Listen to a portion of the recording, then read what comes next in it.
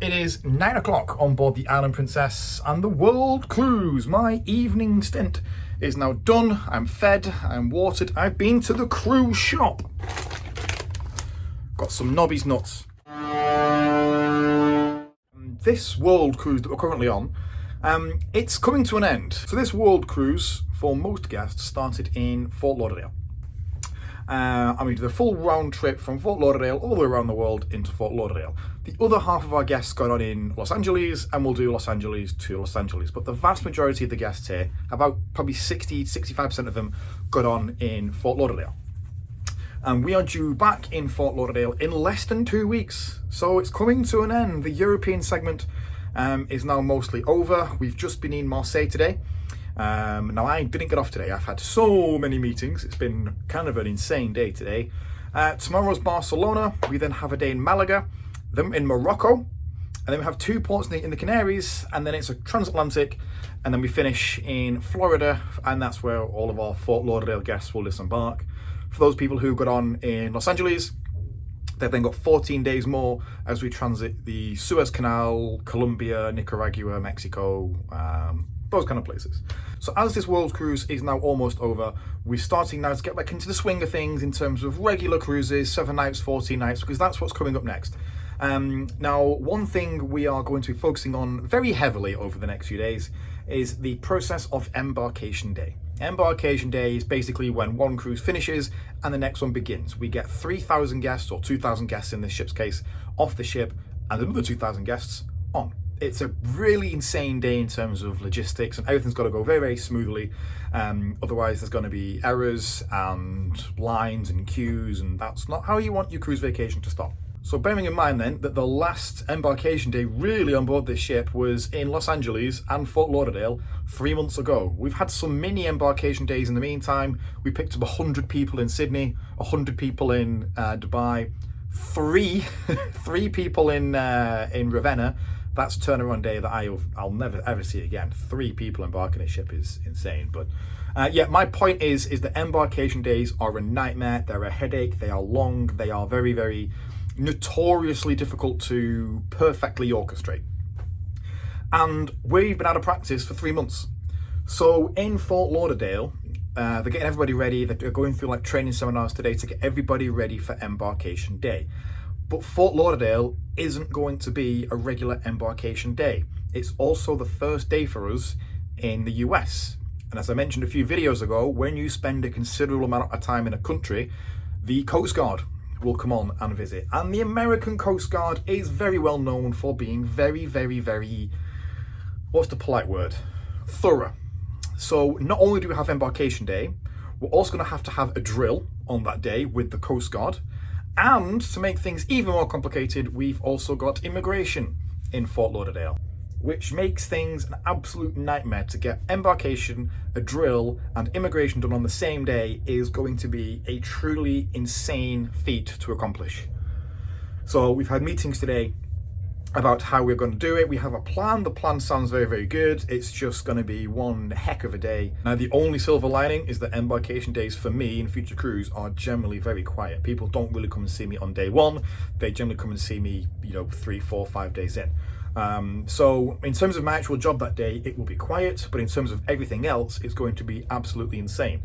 Also today, I had an audit from one of our inspectors that are currently on board this ship. Now these inspectors come from the flag state. They come from Bermuda, where this ship is registered. Why is this ship registered in Bermuda? Tax reasons, labor law reasons, wage reasons, yada, yada, yada. It's cheaper for Princess to register this ship in Bermuda than it is in America. If it was logged in America, you've got to pay minimum wage, you've got to pay taxes. I dare say in Bermuda, your tax is a lot less, minimum wage is a lot less. It's just cheaper and therefore more profitable for the company to do it this way. Anyway, the flag states are currently on board. The Bermudan inspectors are on board, and they are making sure that we are following all their guidelines. We're not violating any maritime law. End of the day, if we are a Bermudan flagged ship, we have got to follow Bermudan rules. So we've had an audit today, which sounds kind of scary, but basically it was just a chat with this lovely bloke from Dover.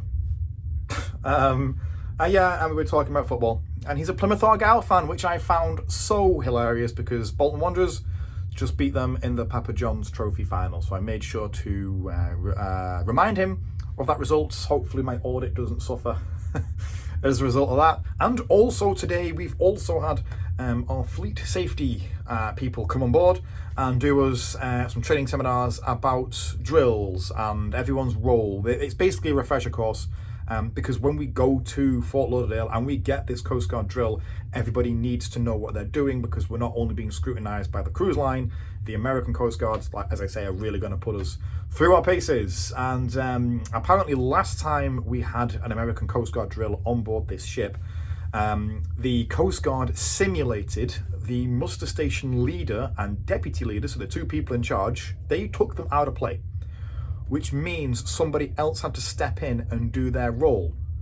If you've got a galley steward who has never done a muster station leader job before and you're stepping up in an emergency, in a crisis, I can appreciate that's a little bit daunting. And that's what they did. And then they judged the person on you know, how they managed the situation. I mean, it's a drill. The whole point is to get people ready for things. It's just, yeah, they're very, very, very thorough with things like that. So they wanted today to make sure that everybody was prepared, everybody knows roughly what each job will do, what the deputy has to do, what the leader has to do, what a communicator does, and so on, so on, so on. Now I know a lot of this stuff already. I am a deputy, so I know what the roles are, but we have a lot of new people, and I can only imagine how terrifying it would be if, you know, it's your second day on the ship and you're thrown into the ring of fire and say, hey, you're in charge of this muster station, look after it. So yeah, kind of an unremarkable day, but some of this stuff you might find interesting, so I'm sharing it with you.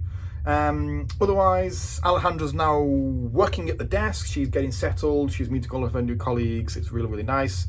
One of my friends leave tomorrow in Barcelona, so I might go for one Diet Coke in the crew recreational area. I'm also going to go get my hair cut. I think my hair is a bit too long now. I'm going to see if the barber shop is open downstairs. I've not yet had my hair cut on board this ship. I did it in Sydney, and I did it in, where was I don't know, I got it done somewhere else. But now I'm getting kind of desperate. It's getting too long on the side, and I could go tomorrow in Barcelona. Maybe I'll do that. I don't know, but it's $10 here. It's $10 on board the ship, which is kind of cheap. But you do sometimes hear some horror stories about the haircuts because, end of the day, these people on the ship, they're not barbers. They are security people, they're galley people, they're chefs. This is like a side hustle for them, a side job for them. So not always the best quality, and you hear some stories of people having like half their hair cut off. So yeah, maybe I'll go tomorrow in Barcelona. I have no idea. So that's all I have for you. Good night from a very rough Mediterranean Sea. They've actually closed the portholes tonight. They've shut the deadlights, sorry, because we were expecting some rough weather.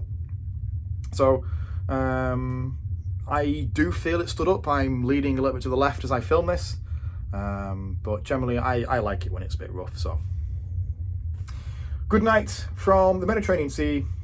See you tomorrow in Barcelona.